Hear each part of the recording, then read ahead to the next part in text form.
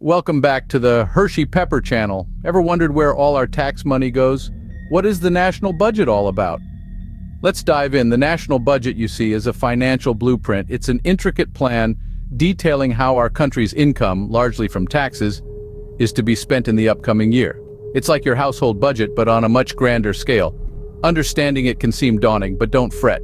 We're here to break it down for you. So buckle up as we demystify this financial giant called the national budget. If we view the national budget as a pie, it's divided into several large slices. Each of these slices represents a different type of spending that the government undertakes. Let's take a closer look at these main components: mandatory spending, discretionary spending, and interest on debt. First up is mandatory spending. This is the portion of the budget that Uncle Sam is legally required to pay out. It's like the bills you have to pay every month, such as your rent or mortgage, utilities, and car payment. In the case of the government, this includes entitlement programs like Social Security, Medicare, and Medicaid. Once these obligations are decided upon, they are pretty much set in stone and make up a significant chunk of the budget pie. Next, we have discretionary spending. If mandatory spending is the bills you have to pay, think of discretionary spending as the money you have left over for everything else. This is the portion of the budget that Congress debates and decides upon each year.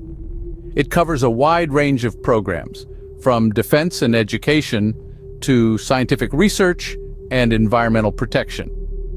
It's like deciding how much of your paycheck you want to spend on groceries, entertainment, or that vacation you've been dreaming of. Lastly, we come to interest on debt. Just like you might have interest on your credit card or student loan, the government also pays interest on its debt. This is the cost of borrowing money, and it's determined by the interest rate set by the Federal Reserve. As the national debt grows, so too does the slice of the budget pie. So there you have it, folks. The national budget isn't as mysterious as it might seem. It's just like your household budget, but on a much, much larger scale. And just like in your own budget, every dollar has a job to do. Each slice of this financial pie has a crucial role in the functioning of our country. And each year, our elected officials have the challenging task of deciding how to divide up this pie to best serve the needs of the American people. The biggest slice of our budget pie is mandatory spending. Now, you might be wondering, what exactly does this mean? Well, let's break it down. Mandatory spending is just like it sounds. It's the portion of the budget that the government is required by law to spend. These aren't funds that can be juggled around or cut when times get tough. No, these funds are, for the most part, untouchable. So where does this money go? Primarily, it goes towards programs that provide support to the American people. Let's take a closer look. One of the biggest chunks of mandatory spending is for Social Security. Launched in the mid-30s, Social Security is like a safety net for older Americans. After a lifetime of hard work, it provides them with a source of income during their retirement years. It's not just for the elderly, though. Social Security also supports people with disabilities and survivors of deceased workers. It's a promise that says, we've got your back. Next up is Medicare, a health insurance program primarily for folks who are 65 or older. It also provides benefits to some younger people with disabilities. Medicare is like a lifeline, offering much-needed healthcare support to millions of Americans who might otherwise struggle to afford it. Last but not least, we have Medicaid. This is a joint federal and state program that helps people with limited income or resources to cover their medical costs. It's like a helping hand, reaching out to those who need it most. So, you see, mandatory spending isn't just a line item on a budget sheet. It's a commitment. It's a pledge from the government to its citizens. It says, we will provide for you, we will support you, we will protect you. And that, my friends, is the essence of mandatory spending. It's more than just numbers and dollar signs. It's a reflection of our values, of our priorities, of our promises. Because at the end of the day, a budget isn't just about money, it's about people. So, mandatory spending is essentially a promise of support to the American people. The next slice we're looking at is discretionary spending. Now, don't be fooled by the name. Discretionary spending doesn't mean our government is out there buying luxury yachts or diamond-studded cufflinks. It's a term that signifies the portion of the budget that the government can decide to spend on a yearly basis. It's not set in stone like mandatory spending is, and that's where the discretion comes in. So, what does discretionary spending typically cover? Well, it's a wide array, but the top three areas are military, education, and infrastructure. Let's break these down a bit. First up, we've got military spending. This is a significant chunk of the discretionary budget, and it's used to fund everything from the salaries of our brave servicemen and servicewomen to the maintenance of our military bases and equipment. It's also what helps keep our nation safe and secure. Next on the list is education. This includes everything from funding for local schools to federal student loan programs.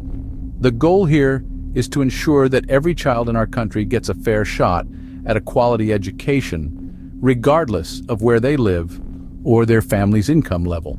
Last but certainly not least, we have infrastructure.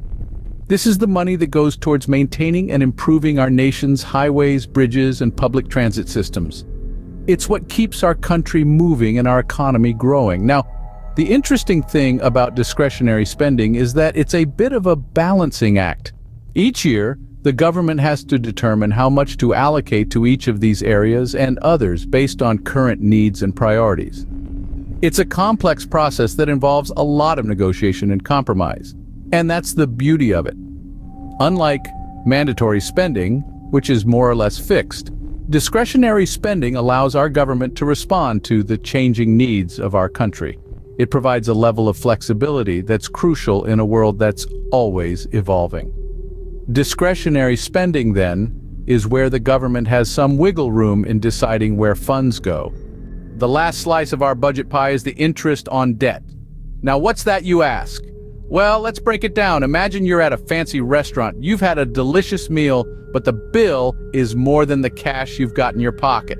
So you pull out your credit card and pay the bill. But of course, that's not the end of it.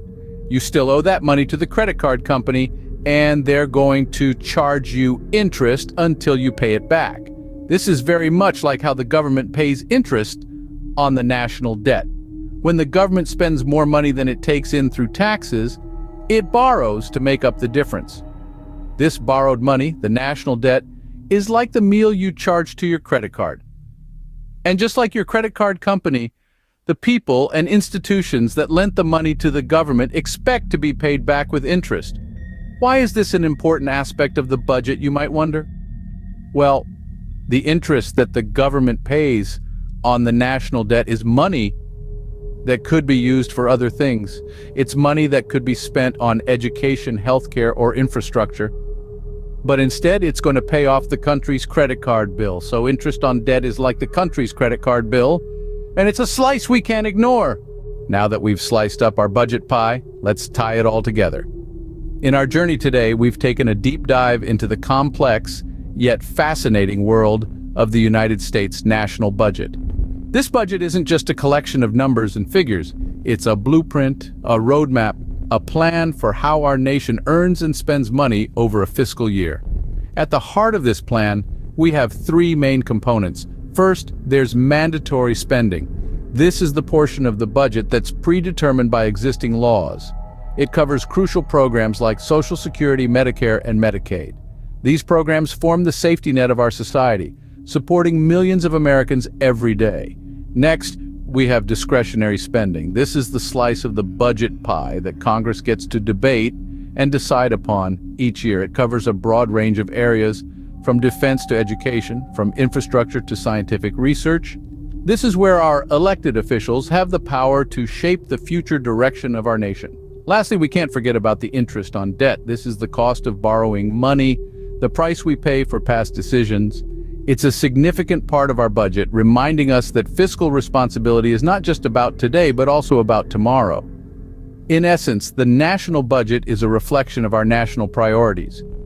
It's about making choices, sometimes difficult ones, about where to allocate our resources.